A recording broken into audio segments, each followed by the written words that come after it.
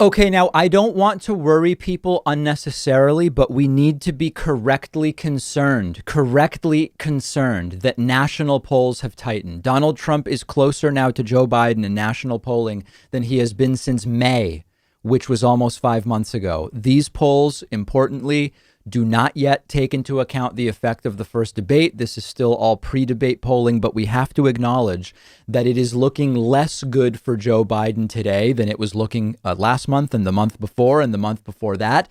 And if we don't vote, if we don't all vote, we may all be devastated on November 4th. So looking at the average of recent national polling from Real Clear Politics, right now, Joe Biden's average lead is 6.1.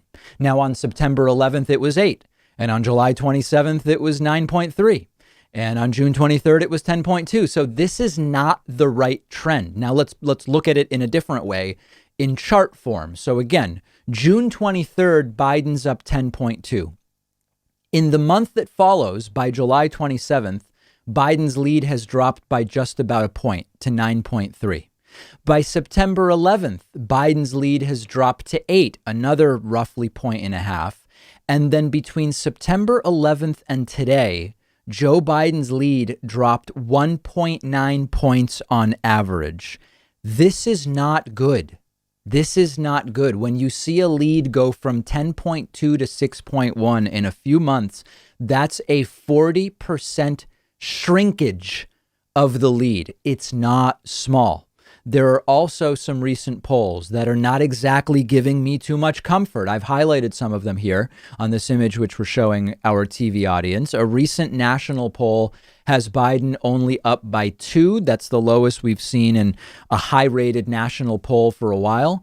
In Wisconsin, Joe Biden is only up by 2. That's a state he had been leading by more. On average, Biden is still winning, but seeing a poll in which Biden's only up 2 is not exactly encouraging.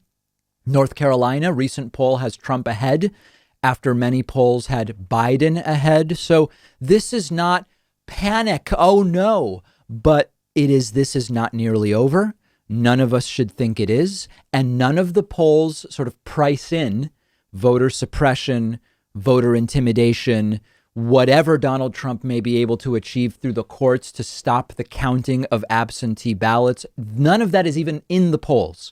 There are also some good indicators in the last couple of days. As an example, there's a poll out of North Carolina for the Senate. Remember that in North Carolina, you have incumbent Republican Tom Tillis defending his seat against Democratic challenger Cal Cunningham. There's a new poll that has Cal Cunningham, the challenger, up 6 in North Carolina. That's great. Poll out of Georgia, where Democratic challenger John Ossoff is up by 1 against the incumbent Republican Senator Perdue. Forget what his first name is, Senator Perdue in Georgia. That's very, very good. But it is not an exaggeration when I say every race, every state has to be fought for. Figure out how you will vote. If you're interested in voting absentee, go to vote.org/absentee-ballot, or just search Google for vote.org absentee ballot. It'll take you to a page. You put in your address. It tells you how you in your state request an absentee ballot. It's not too late. If you want to vote early, you go to Google, you type in vote.org early voting. The first result is a page telling you how to vote early in your city or town or locality. Have a plan. We cannot assume anything. And when you look at whenever I do this, I get emails from people saying, David, you are gaslighting. It's reverse gaslighting. I don't know what that means. Gaslighting is gaslighting. You're gaslighting people into thinking it's close so that people will vote. No, I am accurately telling you that Joe Biden's lead in the national polls has shrunk from 10 to 9 to 8 to 7 to 6 over the last 5 months. Now, you can say 6 is still plenty enough to win. Well, maybe, but what if 6 becomes 5 and then you lose another 2 points because of suppression and Biden wins the popular vote by 3 but loses electorally? Then should I have shut up?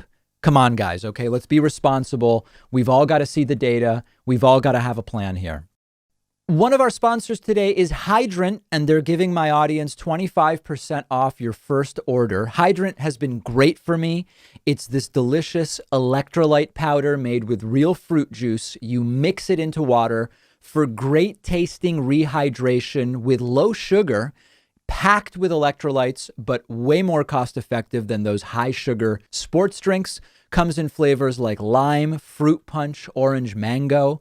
They have no sugar varieties, which come in lemonade and pink grapefruit. They also have a new product line called Immunity, which adds vitamins B, C, and D. And they have a version with caffeine if you're looking for that type of boost. Staying hydrated helps my focus and keeps my energy up. And Hydrant has been a great way for me to do that as part of my daily routine. They have a full refund guarantee if you're not satisfied, and you'll get 25% off your first order when you go to drinkhydrant.com/Pakman, or just enter the code Pakman at checkout. I've put the link right underneath this video.